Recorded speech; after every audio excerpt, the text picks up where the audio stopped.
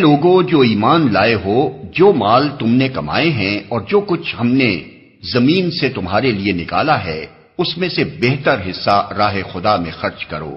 ایسا نہ ہو کہ اس کی راہ میں دینے کے لیے بری سے بری چیز چھانٹنے کی کوشش کرنے لگو، حالانکہ وہی چیز اگر کوئی تمہیں دے تو تم ہرگز اسے لینا گوارا نہ کرو گے، الا یہ کہ اس کو قبول کرنے میں تم اغماض برت جاؤ۔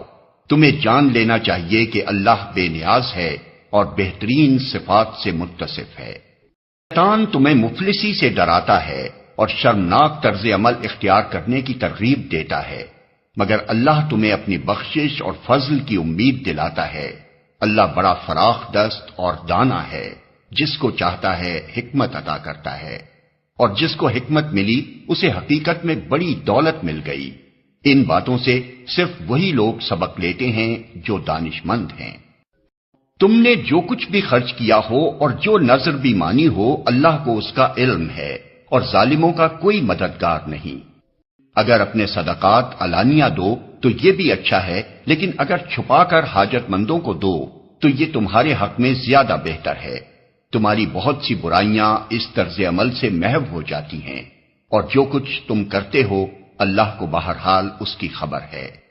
لوگوں کو ہدایت بخش دینے کی ذمہ داری تم پر نہیں ہے، ہدایت تو اللہ ہی جسے چاہتا ہے بخشتا ہے، اور خیرات میں جو مال تم خرچ کرتے ہو وہ تمہارے اپنے لیے بھلا ہے۔